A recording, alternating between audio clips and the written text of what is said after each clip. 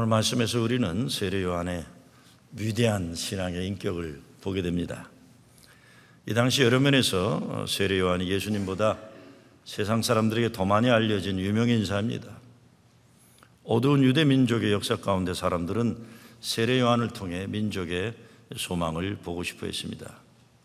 요단강에서 그가 세례를 베풀 때 종교 지도자들은 물론이요, 정치계의 지도자들도 다 예루살렘에 와서 그에게 세례를 받으려고 했습니다. 그때 그는 지도자들을 향해 회개에 합당한 삶을 살아라 호통을 쳤던 그런 예언자적인 존재입니다. 근데 세례 요한의 인기 절정의 시기에 예수님이 등장하는 겁니다. 그렇다면 상식적으로 세례 요한이 이 동네에도 선후배가 있다, 그리고 6개월 먼저 태어난 사촌 형님이잖아요. 그러니까 좀 기다려라, 그럴 수 있습니다. 근데 세례 요한은 그러질 않아요. 자기 제자들로 하여금 예수님을 따라가도록 하는 겁니다. 그리고 오늘 성경 본문도 결정적인 또 모먼트를 만드는 건데, 그는 흥하여야 하고 나는 쇠하여야 하리라, 이렇게 말씀하고 있습니다. 책을 보니까 경쟁자, 라이벌이라는 단어가 리버, 허드슨 강이나 이런 강처럼 강이라는 단어와 on을 같이 한다고 합니다. 그러니까 라이벌이라는 것은 같은 강에서 물을 마시는 사람이라는 뜻을 가지고 있는 겁니다. 같은 강물에서 물을 마시며 경쟁하는 사람들이다. 그러니까 어떤 의미에서 진정한 라이벌은 서로 발전하도록 도와주는 파트너다, 이렇게 생각할 수 있는 겁니다. 저가 죽어야 내가 산다, 이런 좁은 마음, 나쁜 마음으로 대하는 것이 아니라 선한 일을 위해 함께 경쟁해 나가는 파트너입니다. 동지가 되는 겁니다. 예수님 나타나기 전에 팔레스타인 땅 종교계 대안책은 세례 요한이 유일한 인물이었습니다. 세례 요한은 이스라엘 역사 어둠과 좌절의 때에 영적인 대안을 제시해주는 지도자로 기대를 모았던 겁니다. 예루살렘에 자리 잡고 있는 성직계급 사두개파는 성직을 매점매석하는 부패한 집단이었습니다. 바리새파들은 이스라엘 백성들에게 종교적인 무거운 짐을 쥐어주는, 그리고 자기들이 의롭다는 의로움에 집착한 종교 엘리트 그룹이에요. 그래서 사람들의 아픔과 어려움에 무심한 존재들이었어요. 이런 역사 현실에서 유대민족은 세례 요한에게 기대를 걸었던 겁니다. 광야의 경건 생활과 하나님 말씀을 대언하는 예언자적인 소리를 그가 감당하고 있었기 때문에 메시아의 오심을 예비하는 엘리야 선지자라, 재현이라고 사람들은 생각하고 있었습니다. 그래서 세례를 베푸는 거예요. 이를 위해서, 하나님 나라를 열어가기 위해서, 회개하고 새로운 역사가 열리기 위해 세례를 주는 겁니다. 근데 오늘 22절 말씀에 보면 예수님이 나타나셔서 세례를 주고 계시다는 보고가 들어오는 거예요. 세례 요한이 세례를 준다는 것은 어떤 의미에서 유대 종교계에서 그에게만 주었던 독점 구조와 같은 거였어요. 그거는 세례 요한이 맞는 거다. 종교 지도자들은 물론이요, 그 나라의 일반 백성들도 인정하는 건데, 당시에 무명이었던 예수라는 젊은 사람이 나타나서 세례를 주고 있는 거예요. 그래서 26절에 보면 세례 요한의 제자들이 이 사실을 세례 요한에게 알립니다. 선생님이 증거하시던 자 예수, 그 예수란 이가 세례를 주며 다 글로 가고 있다. 다 모든 사람이 그에게로 가고 있습니다. 기가 막힙니다. 아니, 이거 우리 선생님이 독점하던 일인데 예수란 사람이 나타나가지고 세례 주고 사람들이 다 몰려간다. 이 과장법이죠. 다 간다. 앞으로 우리는 어떻게 살아야 되느냐. 제가 전에 있던 교회에서도 제가 간지 얼마 안 됐을 때 저에 대해서 불만 가지는 분이 한 분이 항상 와서 얘기하면 큰일 났습니다. 우리 교회. 무슨 큰일 났나고? 아무 일도 안 났어요. 근데 다들 교회 떠납니다. 그런데 아무도 안 떠나고 있어요. 모두 다 목사님 싫어합니다. 본인만 싫어하는 것 같아요. 이런 과장법 쓰는 거예요. 과장법. 인간관계에서 제일 힘든 때가 가까운 사람들이 경쟁 상대가 되는 겁니다. 우리 한국 사람들 성격에 배고픈 건 참아도 배 아픈 것은 못 참는다는 말이 그것이에요. 쉬운 일 아니에요. 이게 목사들도 마찬가지입니다. 세상 사람들과 이 문제에 있어서는 나와 관계없는 사람이 중국이나 뭐 아프리카 이런 데 가서 교회를 크게 부흥시킨다, 아무 영향이 없어요. 뭐 기분 나쁘지도 않아요. 근데 가까운 동네에 나와 비슷한 사람이 목회하는데 교회가 부흥하고 동네 소문난다면 배가 아파서 참을 수가 없는 거예요. 저도 목회하면서 이런 경험 많이 했습니다.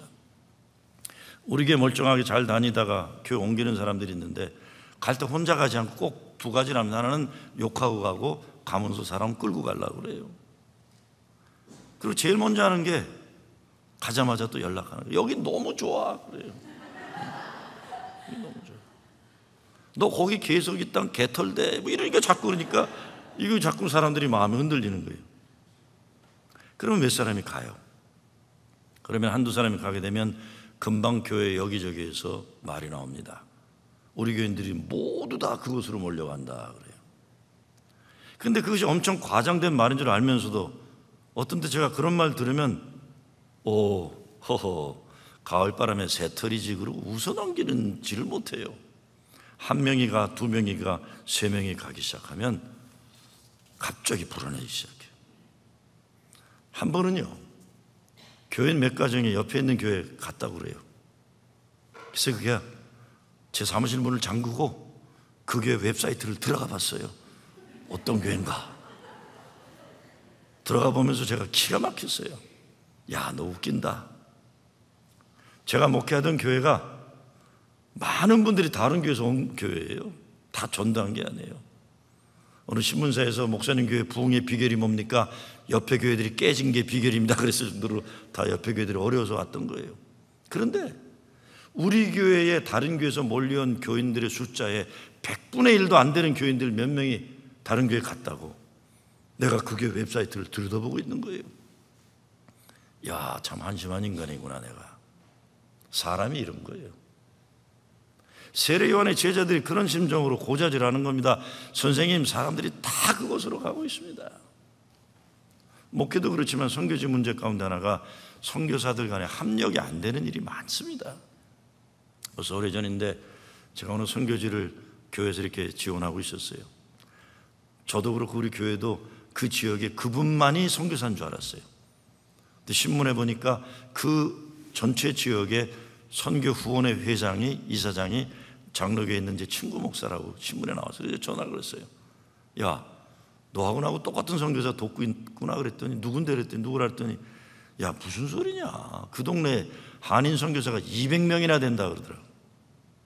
한인 선교사가 200명이나 되는데 저는 우리 선교사만 유일하게 존재하는 줄 알았어요. 문제가 딴 게 아니에요. 서로 협력 안 해요. 그런 데도 있겠지만 많은 경우에 하나님 나라 확장을 위한 동지들인데 현실은 내 거 먼저 지켜야 되는 시기와 질투로 인해 합력하지 못하는 문제가 얼마나 많은지 모릅니다. 요즘 학생들 졸업 시즌이잖아요.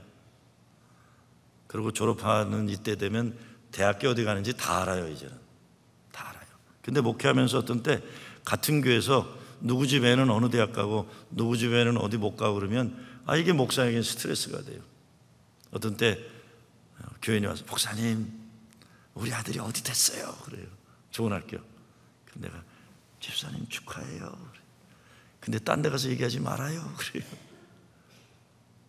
또 어떤 분들은 그래요. 목사님, 우리 애가 어느 대학 됐는데 아주 좋은 대학이에요. 좀 시시해서 하버드 기다리고 있어요. 그러면 그딴 소리 하지 말아요. 그런 소리 속회나 세례나 친교 시간에 좀 분수격 있는 집사나 권사가 그런 말 해버리면 그날 저녁에 우리 교회 고등학교 졸업한 애들은 난리 나는 거예요. 이놈의 새끼 너는 집산밥 처먹고 뭘 했길래 못 가냐 이렇게 됩니다. 아주 자랑도 그냥 목사한테만 하는 게 제일 안전합니다. 참 이게 문제인 거예요. 남의 어려움을 같이 어려워하는 것보다 더 어려운 게 남의 기쁨을 같이 기뻐해 주는 건데 그것도 나와 비교할 때는 참 힘든 거예요. 세례 요한은 제자들의 신경질적인 반응에 어떻게 대응합니까? 화를 내거나 질투하지 않고 27절에 요한이 대답하여 가로되 만약 하늘에서 주신 바 아니면 사람이 아무것도 받을 수 없느니라. 뭡니까? 세례 요한의 관심은 단 하나다 이거예요. 하나님의 일이에요. 이 일은 하나님의 일이다. 나는 하나님의 도구로 쓰임받을 뿐이다.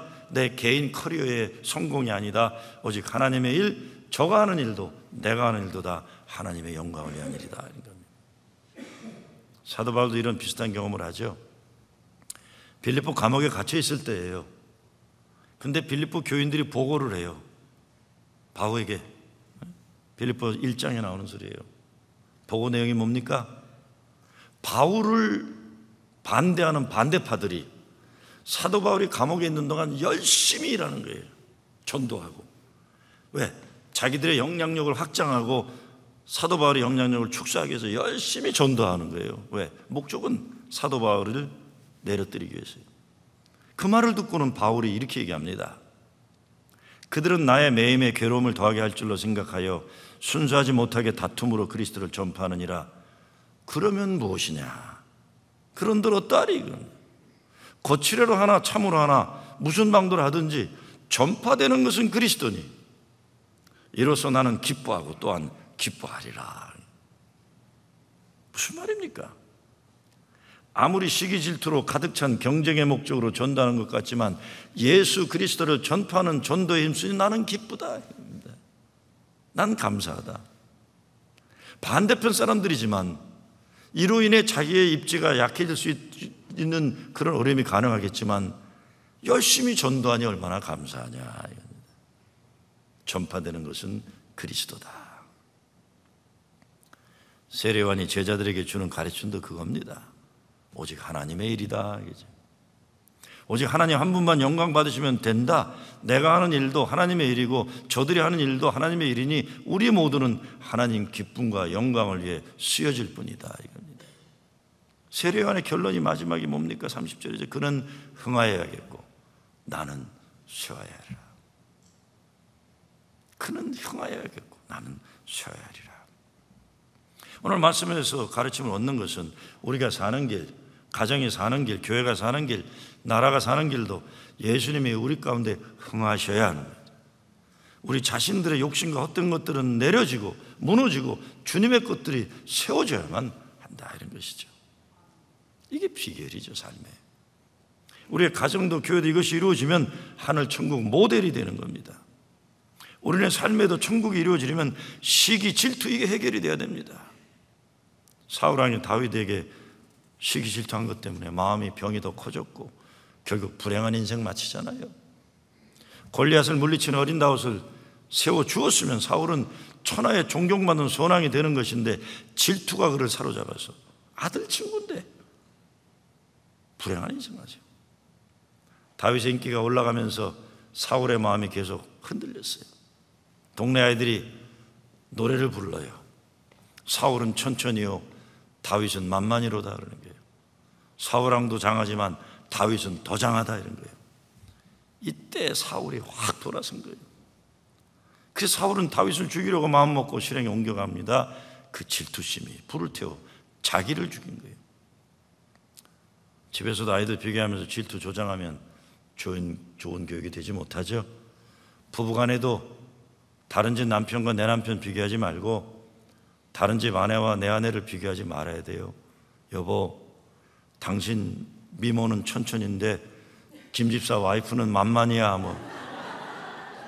이러면 안 돼요. 그러지 마세요. 너무 잔인해요. 그러지 마세요. 그러지 마세요. 저한테도 목사님 목회 능력은 천천인데 어느 교회 아무개 목사는 만만이에요. 그러지 마. 너무 잔인하세요. 그러지 마세요. 그러지 마세요. 사실 때로 친구가 누리는 축복이나 인기가 우리를 낙담시킵니다. 내 형제의 잘생긴 용모가 우리를 우울하게 만들 수도 있어요. 동료의 눈부신 활동이나 성공이 우리 자신을 한없는 열등의식에 빠지게 하고 좌절감에 빠지게 할 수 있습니다. 벌써 오래전인데 목회 잘하는 제 친구 목사가 전화를 했어요. 전화를 대고 말은 안 하는데 무슨 말을 하고 싶은 것 같아요. 그래서 제가 야, 빨리 말해라. 뭐 이렇게 뜸을 들이냐? 빨리 말해. 그랬더니 이거 쪽팔려서 야, 이게 너한테만 얘기하니까 딴 사람한테 얘기하지 마라 그래요. 뭔데? 그랬더니 오늘 말이야, 우리 교회 부목사하고 장로님이 나한테 알리지 않고 둘이서만 저녁 먹으러 나갔어. 그러는 거예요. 이게 속상한 거예요, 속상한 거. 아니, 겉으로 보면 자신만만한 친구예요. 실력 있는 사람이에요. 근데 그 교회 장로가 부목사만 데리고 밥 먹으러 간 거예요. 속상해갖고 멀리 있는 친구인 저한테 전화를 한 거예요. 내가 기가 막힌데 얼마나 얘가 속상했으면 그랬을까 그랬어요. 여러분, 사람이 이렇게 약한 겁니다. 제가 그 친구에 그랬어요. 야, 너도 나가서 네 돈 주고 밥 사 먹으면 되지 임마 그랬어요. 나가서 사 먹어. 그런데 야, 뭐 내가 뭐 밥 때문에 그러냐. 근데 내가 막 그냥 아이고, 이게 참 우리가 이렇구나. 제가 이 말씀 드린 이유가 뭡니까? 절대로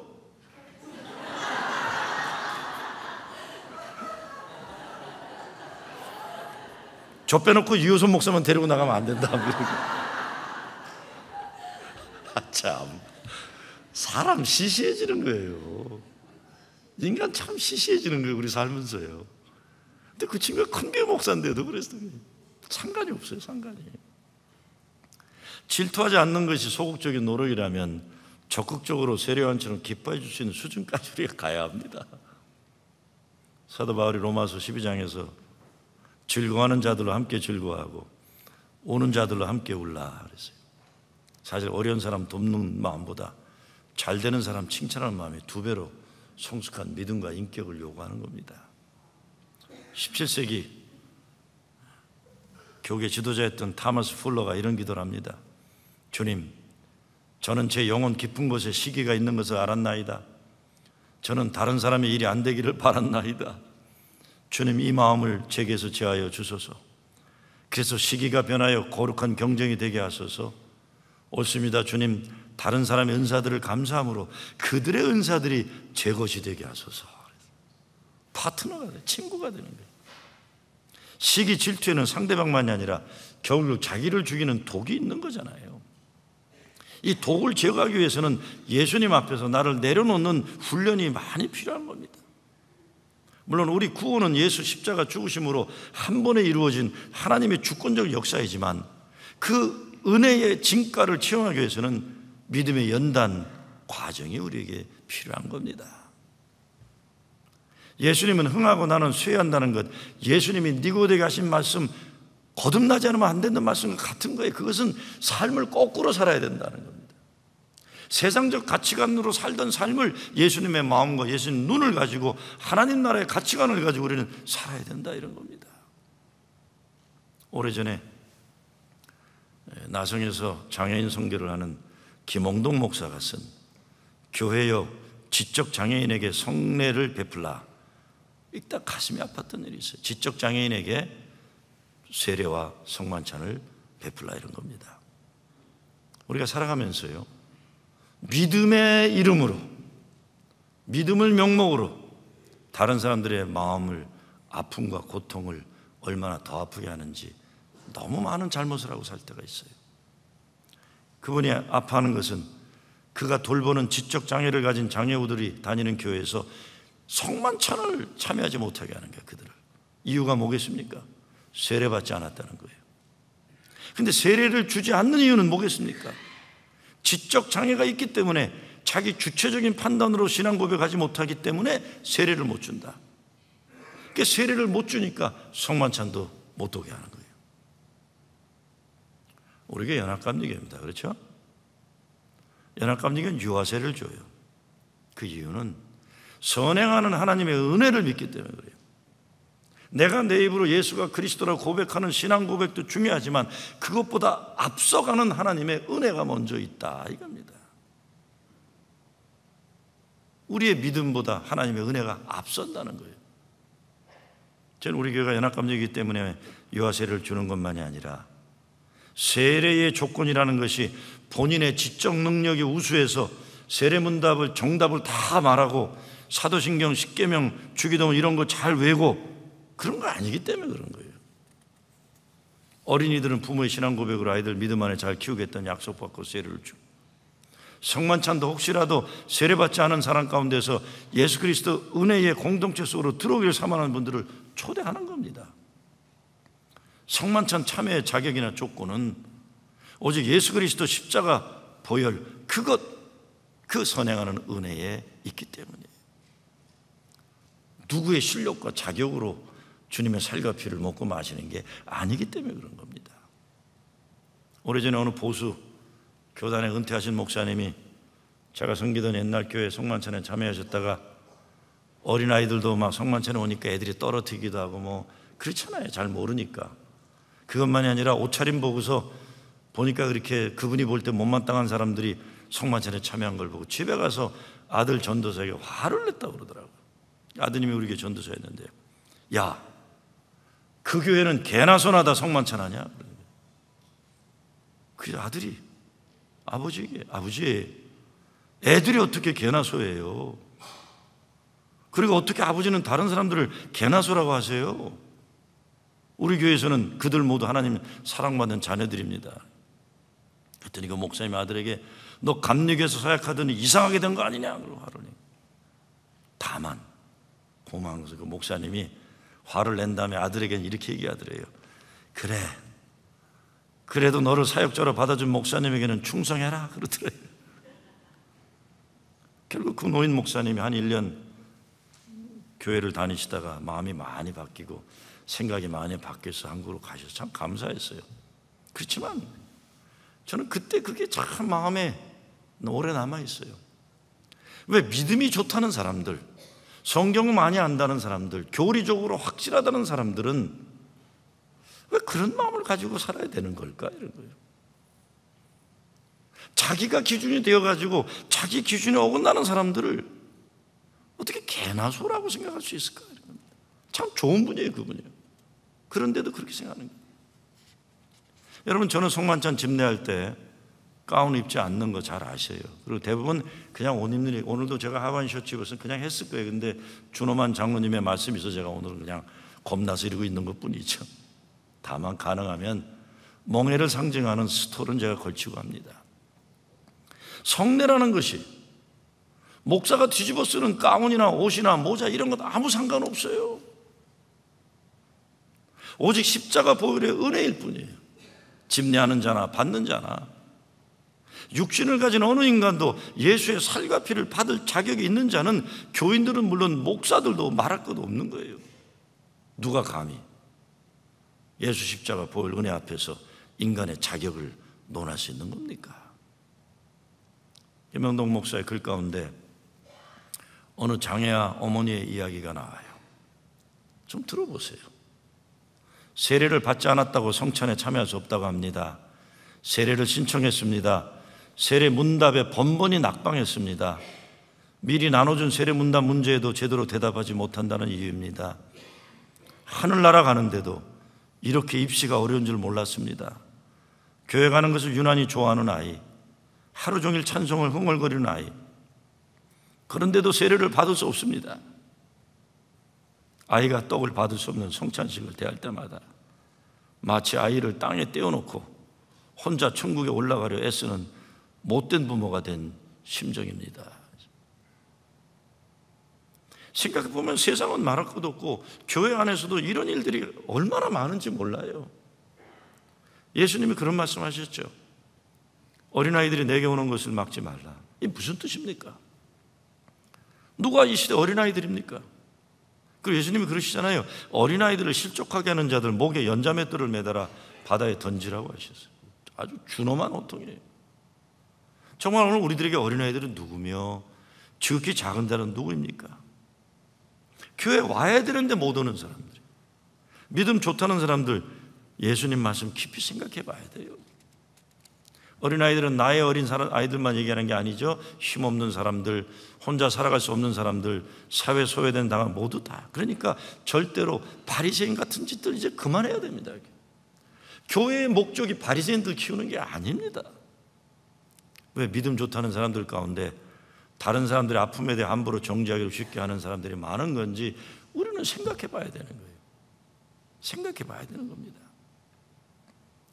지적 장애인이 성례전에 참여할 수 있는 성경적 근거를 대라는 이들에게 그 김홍동 목사가 참여할 수 없는 근거를 먼저 대라고 화를 냈다고 해요.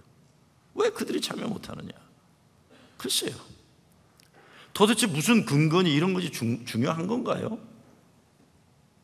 성경 말씀 이것저것 여기저기 끌어대면서 이래서 안 된다, 이래서 누구는 안 된다. 성경 아무리 많이 알고 뭐에 써먹으려고 그러는 거예요?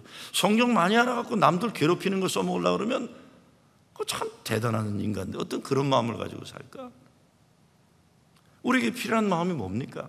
탕자를 기다리는 아비의 마음이에요. 영원히 죽을 수밖에 없는 죄인을 살리기 위해 십자가에 달리신 예수의 마음, 이게 먼저지. 신앙 아무리 많이 공부했고 성경 많이 아무리 안 돼도 아비의 마음과 예수의 마음을 가지지 못하면 그거 어디에 써먹을 거예요? 그리고 예수 믿고 안 믿고 이전에 사람의 아픔을 함께 느끼는 사람의 사람다움이 먼저 되어야 되는 것이라 저는 생각합니다. 그는 흥하여 하겠고 나는 취하여 하리라. 세례 요한의 이 말씀은 우리 삶 가운데 이루어지기를 빕니다. 우리 심령 속에 담겨져 있는 예수님 마음과 예수님의 뜻 아닌 건 내려놔야 돼요. 교만도 헛된 욕심도 다 버려야 돼요. 뭐 교회까지 와서 그렇게 남을 무시하고 교만할 필요 뭐 있어요? 좀 교만하고 싶으시면 좀 하버드에 입학을 하거나 뭐 이게 시의원에 출마하거나 좀 그러세요. 교회 와서 뭐 그러고 살아요. 교회는 저처럼 못난 사람들이 모이는 곳인데 못난 사람들 모인 데 와서 잘난 체 하면 어떻게 하시겠다는 거예요? 우리는 용서받은 죄인들이 모여 있는데 나는 의롭다 하고 있으면 이거 코미디도 그런 코미디가 어디 있어요? 그러지 말아야 되는 거예요. 교만도 버리고 욕심도 버리고 결국 예수님의 마음 그리고 그분의 말씀이 우리 속에서 인크리즈하고 우리의 교만 이런 건 디크리즈하는 거예요. 예수님 그분이 여러분 삶 중심에 흥해지기를 주의 이름으로 축원합니다.